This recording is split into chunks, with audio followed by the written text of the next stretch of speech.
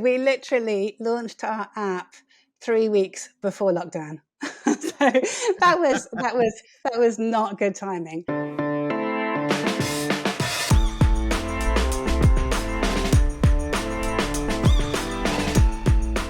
Is it back to happy days for location-based, travel-centric, go places in real life apps again?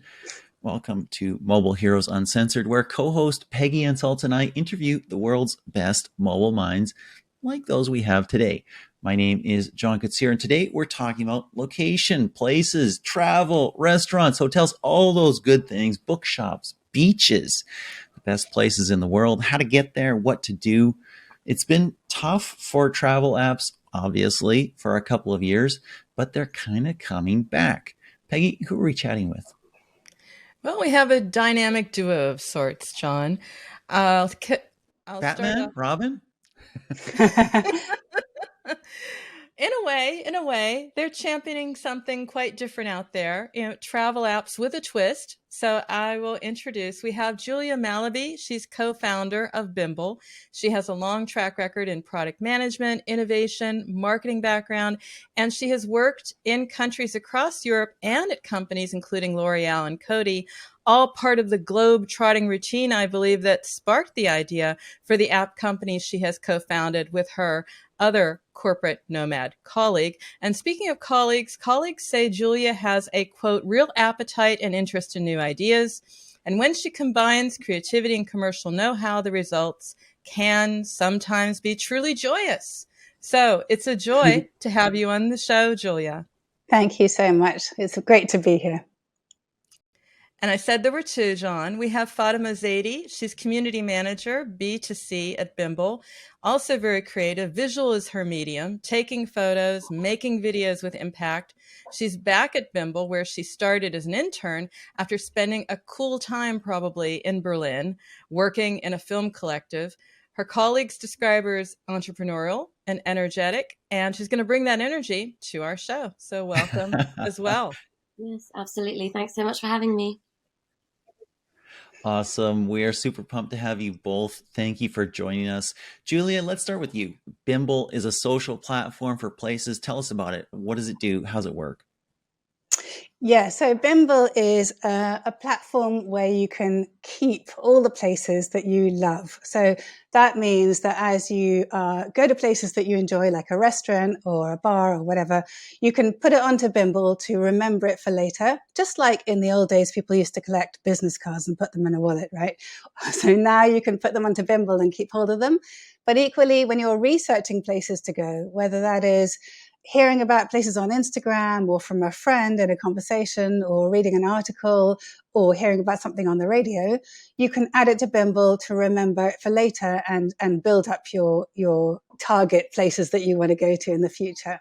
So it's really where you collect all the places that you love. And because people are collecting places that they love, you can then explore other people's places that they love. So it's a social space for sharing your favorite places. If you think about Spotify as, where you create your playlists of the music that you love, and then you can explore other people's playlists. Similarly, on Bimble, you're creating place lists.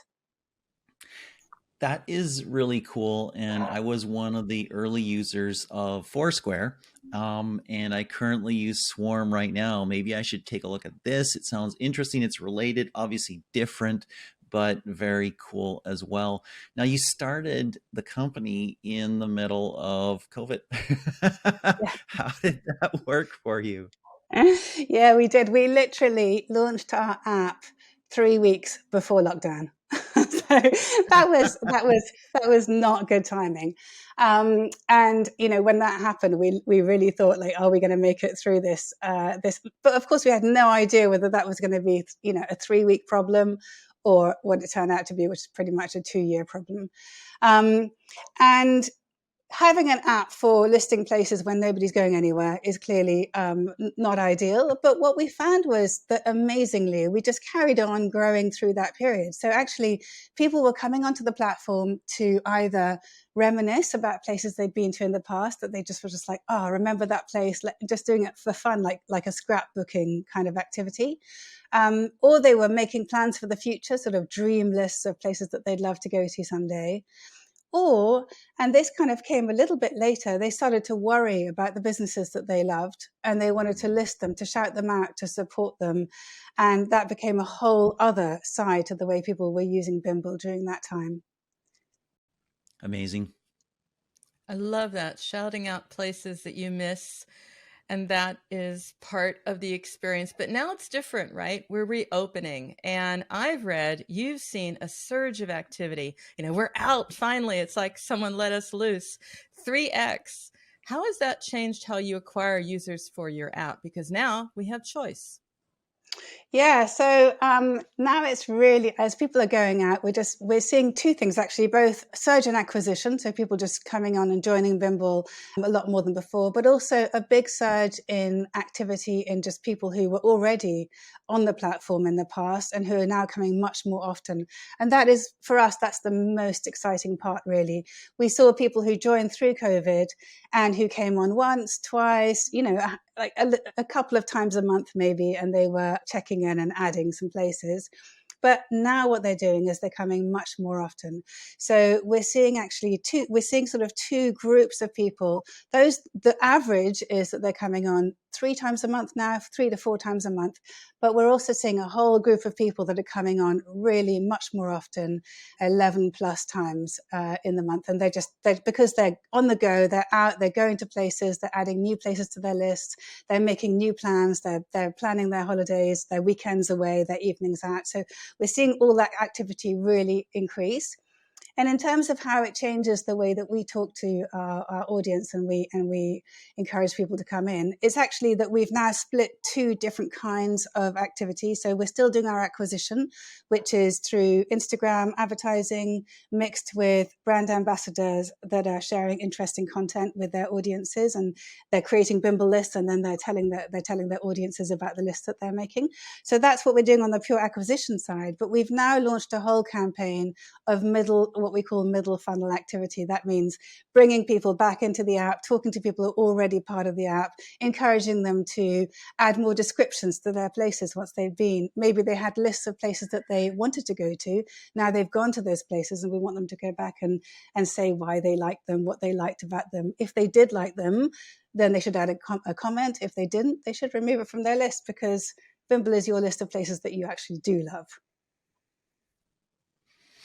Love it. Love it.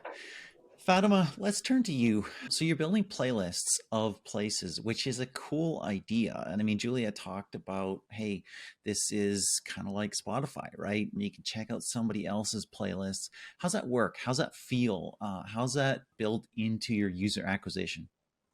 Yeah, I mean, one thing I love about Bimble is that it is so community driven. There is a space for whatever your interests are on our platform. So a big part of my role is actually curating a lot of the content we see. So stuff you see on that discovery page when you launch into our app, a lot of that is handpicked by our kind of team, led by me. And what I try to do with that is tap in to the content I see on the app that represents the love that people have for the places that they're sharing. So one of my favorite lists I saw recently was a guy who did a list called Geek Culture in London. And he basically made a list of his favorite comic book stores and places to get anime stuff. And he basically completely celebrated everything that represents him and his community in the places in his city. So I loved that. I also saw one recently, a fabric store, because there was a girl she like thrift flips. She goes to thrift stores and then sews cool outfits. And so she put a list of fabric stores on Bimble. And that is basically what I think the beauty is. Your playlist of places, it represents you, who you are in your city or your town or wherever you are in the world. I can totally see that working well in user acquisition because the filter I put on that is I love hiking, I love walking, and finding somebody's playlist of the best hikes, the best walks in an area that I might be going to or visiting in my own area or in a nearby area. That would be a reason to check it out. That makes a ton of sense. Um, Talk about the channel mix a little bit. You're super visual, Peggy has said, and Peggy actually met you at an event with TikTok influencers. Is that one of your main channels? Actually, it's quite a new area for us. We've recently started working with brand ambassadors, most of whom are TikTok creators, but we also create our own content, largely myself or other interns. But Instagram is actually one of our big channels. We grew a massive community on there organically, actually. And, people on Instagram, they have followed Bimble along on the whole story. So through lockdown and this kind of growth, and with our new feature releases, when followers and following came out, and with our most recent release, which was Map, and it's awesome. Like, I try my best to respond to every single comment we all do as a team, both the negative stuff and the positive stuff. But we were really lucky. We did a team trip out to New York because New York is an area of interest, and we just love the kind of independent businesses there, the restaurants, the kind of passion that people have in New York neighborhoods for their neighborhood. So we were out there meeting people, influencers, business owners, and we had people giving us recommendations. Hey, you should check out from our Instagram, responding to us in the DMs. You should go check out this restaurant. We think you'll love it. Or just following us along on the trip, people telling us to come to their cities, which obviously we'd love to do at some point. So yeah, Instagram's a big channel for us. Twitter as well, to a point. We put out a blog, and actually I will go on to that. So whilst visual is a massive medium for us, and I'm definitely the generation of short form content, we also love our long form content. So we put out a blog, weekly blog. We share the kind of magic behind the places. So whilst you get the kind of immediate satisfaction of how cool it looks on TikTok, if you really want to know the ins and outs of that business, either from the business owner or from someone who's got a really special connection with that place, we also release this weekly blog, which I think is quite a special space. So yeah, that weekly blog goes out on our Twitter too. Peggy, this has got to be the best business of all, to expense your personal travel as a business expense. I mean, like, come on. Oh my God, exactly. I was just thinking that everywhere, finding these stories. And one of the stories that you show a lot is the independent business. You said it yourself, Julie. People are just saying, hey, a call out to my favorite business. I hope it's still there, my local spots. It's great to want to support small business, but it's also a crowded space. I mean, you've got TripAdvisor, Yelp, Foursquare. Maybe sometimes some businesses are not thrilled with the rating system, but that's a different story. How do you stand out and get the attention of small business? So I think that the rating system issue is like a huge point, because basically we talk to our community all the time, and that includes the businesses, obviously. So we speak to business owners a lot, and what they have told us over and over is that they feel that the platforms that use the ratings and review system, and that ratings and reviews algorithm that then decides whether or not a place is easy to find, is a really scary, hostile space for them. So basically they feel that TripAdvisor or Yelp or Foursquare or Google, these are all places where they are watching to be sure that they don't get a bad review. Like, a bad review can just knock them out. So their main feeling about those spaces is it okay? Is it okay? Like, nervous, right? Whereas with Bimble, what they see is a space where people are only sharing places that they love. So there's nothing negative. Nobody's saying anything negative. We don't have any star rating system at all. It's all based on people's personal preferences, right? So we, just like with Spotify, you don't have a star rating system on Spotify. So we have a system where we will match you up with people that have similar tastes to you, so that you can find places that you will love. And so they look at Bimble and they say, well, Bimble feels like a village. It feels like a home. It feels like our home. That's what those businesses say. It feels like a space that is celebrating businesses like ours, where we can feel confident that people are there because they enjoy businesses like ours. And the great thing about that for us, going forwards, as we start to build out more features which will be there to service those businesses, is that they feel very comfortable at the idea of using our services to spread the word, because they know that the people at the other end are actually looking for interesting content about businesses like theirs.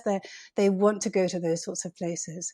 So they don't feel like they're bombarding people with any information through that. It's not an advertising space for them. It's really it's a space for them to build a community, for us to build a community, for the people that come onto the platform to find like-minded people and to find businesses that they enjoy. One of the things you're doing, Fatima, is connecting influencers and small businesses. How's that work, and why are you doing that? I kind of see influencers as part of an ecosystem in Bimble. So we're helping small businesses build an audience for themselves. And influencers are part of that ecosystem because if you come to the platform having seen someone's cool video on TikTok and you know that you can find those places in one list, on one map, it's really easy access. You then might start to discover, let's say you've seen a place, someone's listed that, you're like, oh, I quite like the look of some of her other places. She's quite a lot like me. So you start discovering more businesses, you relist them, so you add them to your own place lists. It's essentially part of this ongoing flywheel where businesses get to meet and grow their own audiences on Bimble. And Julia, just to kind of carry on from what she said, we do hope to kind of bring out tools, hopefully towards the latter part of this year, for those businesses to directly communicate with their audience in, I think, a really special place and in a way that they can't do so far on other channels. And just to jump in, so we have a very different way of dealing with this relationship between brand ambassadors or influencers and the businesses, because where most businesses would be in a situation where they would be paying a brand ambassador to come to their business and write about it, we can pay a brand ambassador to list the businesses that they love and not tell them where, that they get to choose the businesses that they love. So it's much more authentic. It's real. It's the actual places that person has chosen. We would never tell them what to list. And so because of that information and that sort of celebration of those businesses is really much more valuable. I just have to ask a quick question here because so many marketers are talking about this. This is when I met you, Fatima, as well. You know, you need creators to create. They have to contribute. That's the lifeblood of your app. That's what drives the sessions. Can you share anything that works really well or maybe doesn't work at all? Yeah, so we actually have around 30% of all users that come creating content. And what we do find when we study the curve is that people who start to add more than 10 places, they come back to the app and they add and they add and they add.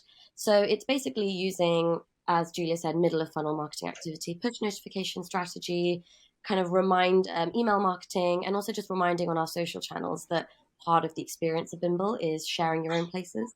But, you know, it is a twofold process. There are some users who are going to be just browsers, like it's the case on many social media platforms these days.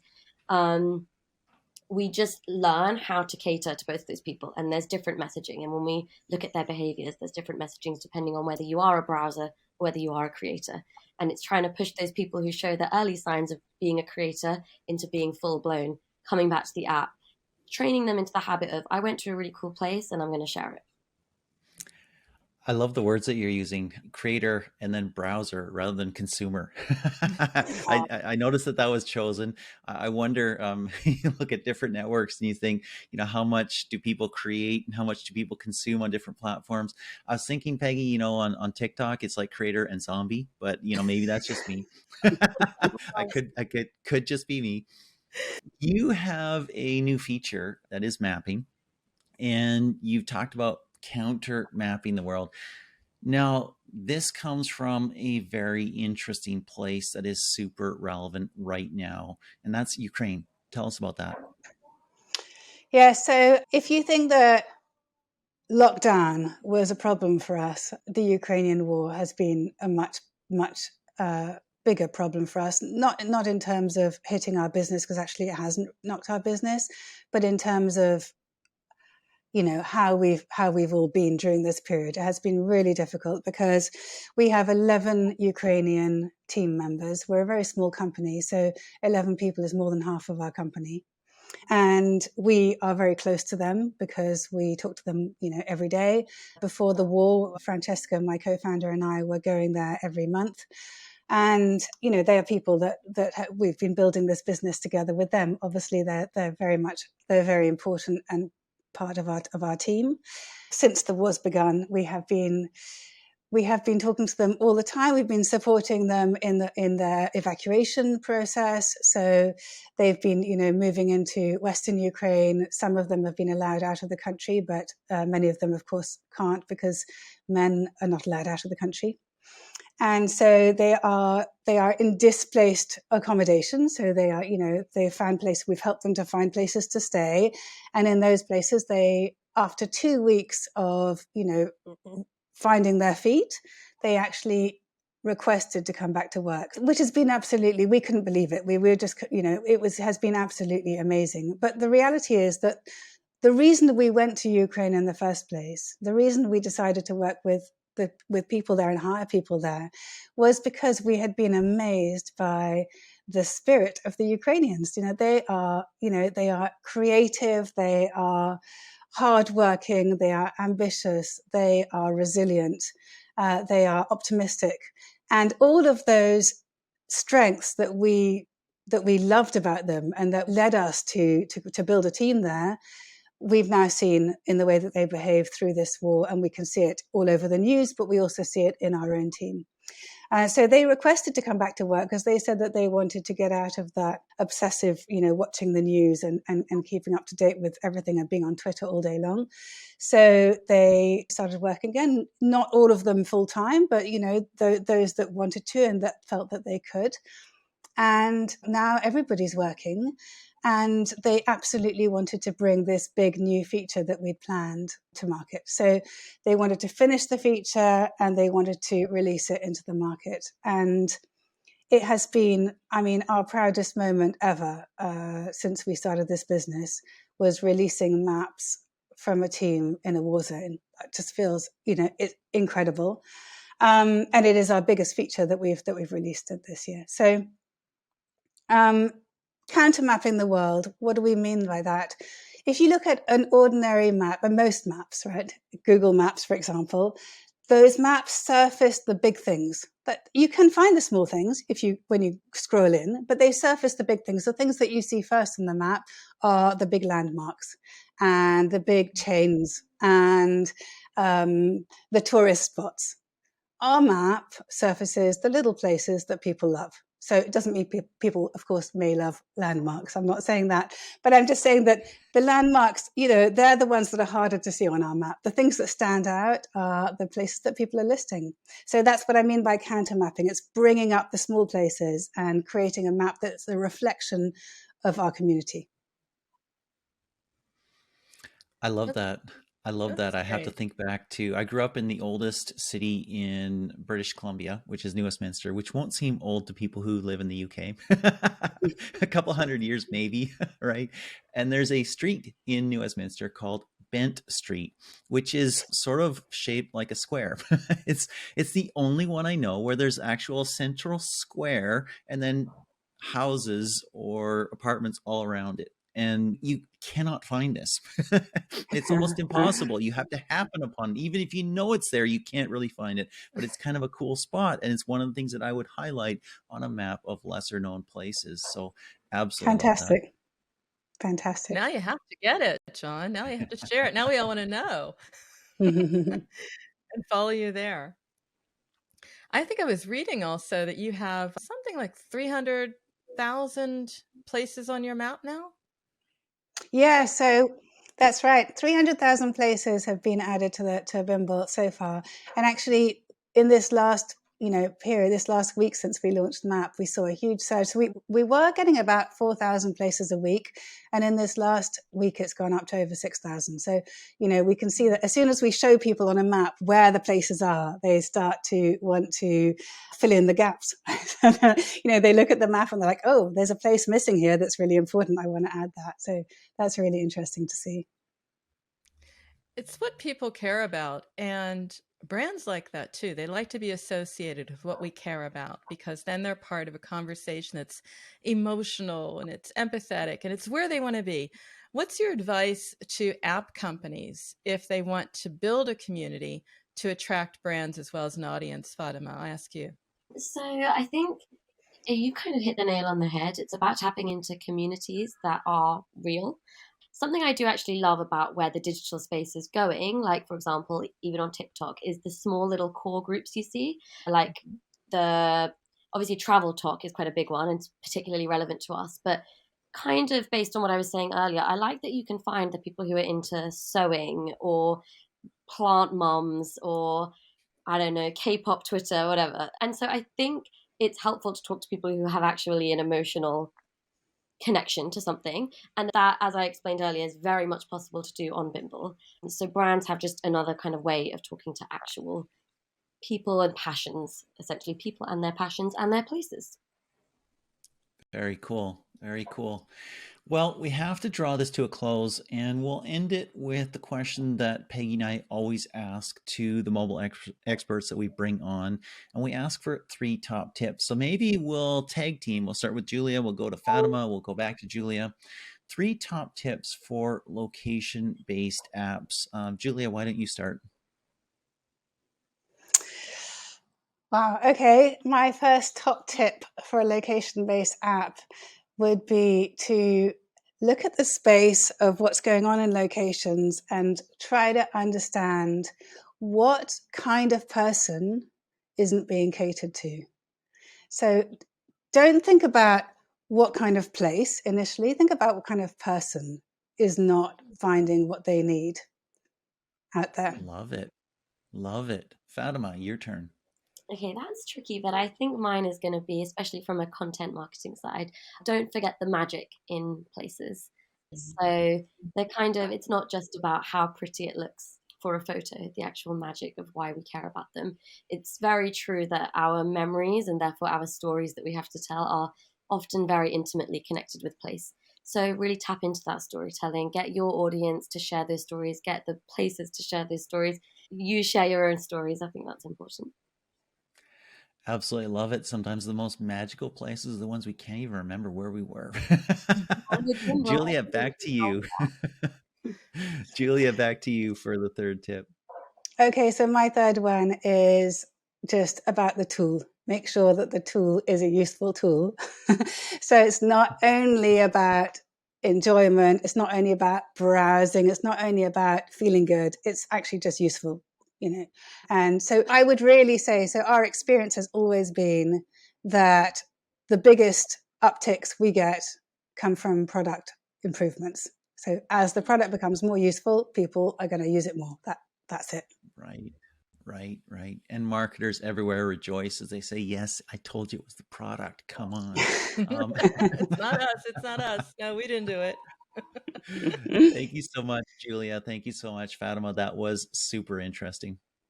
Thank you so much. It was really great to be there. Yeah. And thanks for sharing those stories. Now I think John's going to take a look at it, and I'm going to do the same. So. I'm based in Europe, some pretty cool places around here. Hang out with my tribes. You sold me on it. Thanks so much. Great. Good to hear. Bye-bye. Thank you. And thank you to all listeners. We really do appreciate you. Hope you're enjoying it. Let us know on social if you are. And let us know if you want to come and we'll have you on the show. If you're a mobile hero or you know of someone who is, then fill out the interest form over at shorturl.at/JKSKT. Also, Liftoff has a Slack for mobile heroes and people in the mobile ecosystem. There's a link on the screen, and if you're listening to the podcast, it's at info.liftoff.io/Slack-signup. It's pretty cool. There's smart people there, and you know what? They probably need you too. And you have probably been completely blown away by all the insights on this show, and you want your transcript, and you can have it because the transcripts are over at Liftoff's website. Go to liftoff.io, click on Heroes, and then click on Podcast. I actually personally love transcripts because I read way faster than people talk. So that's a great way to get insights really, really quickly. Until next time, this is John Katsir. Thank you so much for joining. And this is Peggy Ann Saltz signing off for Mobile Heroes Uncensored.